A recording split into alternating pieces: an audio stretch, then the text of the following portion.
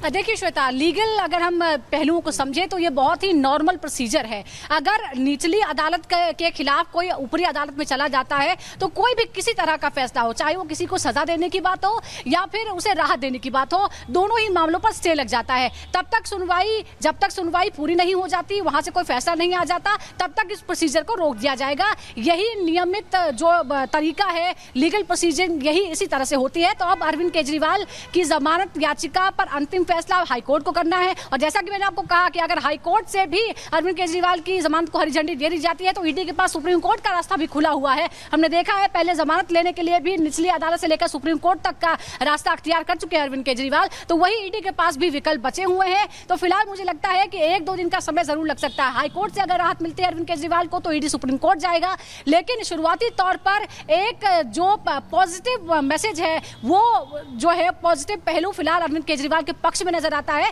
क्योंकि निचली अदालत ने उन्हें जमानत दे दी है। आपको याद होगा जब सुप्रीम कोर्ट में अंतरिम जमानत मिली थी, तब अंतरिम जमानत के साथ रेगुलर अगर सुजाता इसको हम दूसरी तरह से देखें तो आप समझिए कि राहत तो निचली अदालत ने दे दी है, लेकिन जो हाईकोर्ट ने अभी कहा है, ये टिप्पणी है, लिखित नहीं है, जिसमें ये कहा गया है कि निचली अदालत का आदेश तब तक प्रभावी नहीं होगा जब तक हम ईडी की याचिका पर सुनवाई नहीं कर लेते हैं।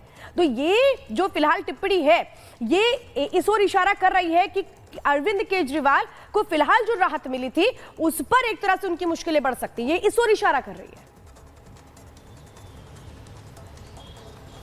यही श्वेता, मैं यही बता रही हूँ कि ये एक नॉर्मल कानूनी प्रोसीजर है, ये एक प्रक्रिया है जिसके तहत एक अदालत से दूसरे अदालत में यानी ऊपरी अदालत में जब कोई मामला जाता है तो उसकी यथास्थिति बनाए रखते हैं, यानी स्टेटस को बना रहता है। और इसी बात को फिर से कोर्ट ने दोहराया है कि यानी अभी जिस तरह से निजी मुचलके भरने की प्रक्रिया थी, यहाँ पर जो जमानत की याचिका थी, उसके बाद जो पेपर आता, उस निजी मुचलका भरा जाता, फिर वो कोर्ट वो जेल जाता और वहां से उनको जमानत मिलती। तो फिलहाल ये सारी जो प्रोसीडिंग्स है उस पर रोक लग जाती है। बिल्कुल जो है वो चल रही है। तिहाड़ जेल से हमारे साथ जतिन भी जुड़ गए हैं, उनके पास जाना चाहेंगे। जतिन, देखिए किस तरीके से आम आदमी पार्टी जो है जमानत मिली अरविंद केजरीवाल को गदगद नजर आ रही थी, लेकिन अभी भी अरविंद केजरीवाल की जमानत पर संशय बरकरार है। जतिन,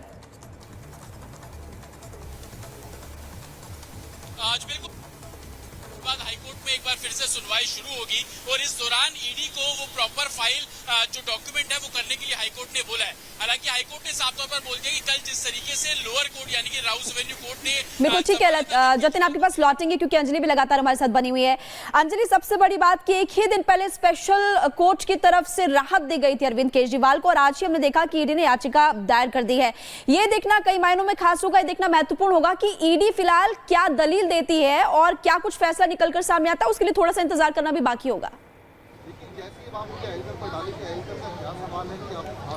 बिल्कुल, ये देखना काफ़ी ख़ास होगा क्योंकि एक तरफ जहां टिप्पणी की गई है दिल्ली हाई कोर्ट की ओर से कि जब तक सुनवाई पूरी नहीं हो जाती इस याचिका के मामले में, यानी कि ईडी की याचिका के मामले में, तब तक ट्रायल कोर्ट का यह आदेश प्रभावी नहीं होगा। लेकिन अब ये देखना होगा क्योंकि ईडी की तरफ से तमाम सबूत पेश किए जा रहे हैं इस पूरे शराब घोटाले मामले में कि किस तरह से सीएम केजरीवाल की भूमिका अहम रही है, जो पैसा मिला वो गोवा में लगा दिया गया, ये सब पूरे सबूत के साथ रखा जा रहा है ईडी की तरफ से। लेकिन दूसरी तरफ अभिषेक मनु सिंघवी भी पूरी कोशिश में लगे हुए हैं कि किसी तरह से एक बार फिर से दिल्ली के सीएम अरविंद केजरीवाल को राहत दिलाई जा सके। लेकिन अब जब दिल्ली हाई कोर्ट में सुनवाई इस पूरे मामले की शुरू हो चुकी है तो देखना यह होगा कि फिलहाल आधार क्या रखा जाता है अभिषेक मनु सिंघवी की ओर से इस जमानत को आगे बरकरार रखने के लिए। लेकिन दूसरी तरफ ईडी जो सबूतों के साथ खड़ी हुई है, जिसके पास अहम सबूत हैं, क्योंकि इस मामले की जांच आज से नहीं पिछले 2-3 सालों से हो रही है और ऐसे में कई सबूत अब तक ईडी की टीम जुटा चुकी है। सीबीआई भी इस पूरे मामले में जहां शुरू से ही अब तक कई एंगल खगाल चुकी है और जब ईडी मनी लॉन्ड्रिंग मामले में जब इसमें एंट्री कर चुकी थी तो कई अब तक सबूत जुटाए हैं ईडी के पास अब तक। लेकिन ईडी की ओर से यह भी कहा गया है कि अभी तक सीएम केजरीवाल ने अपना फोन का पासवर्ड नहीं बताया है, वो भी अहम यहाँ पर कड़ी जांच का हिस्सा था। और जब उनको ईडी ने अरेस्ट किया था उसके बाद से ही वो जो मनी ट्रेल है, वो तमाम चीजें हैं, उस पर एक तरह से कहें इन्वेस्टिगेशन आगे बढ़ रही है। लेकिन सुजाता, एक बात बिल्कुल क्लियर है कि अब इंतजार तो अरविंद केजरीवाल को करना होगा। वो आज जो सोच के बैठे होंगे कि हम निकलेंगे, रिहाई मिल गई है, कल जश्न भी हो रहा था, लेकिन अभी तो फिलहाल जो तस्वीर नजर आती है कि उसमें अब इंतजार अभी करना होगा।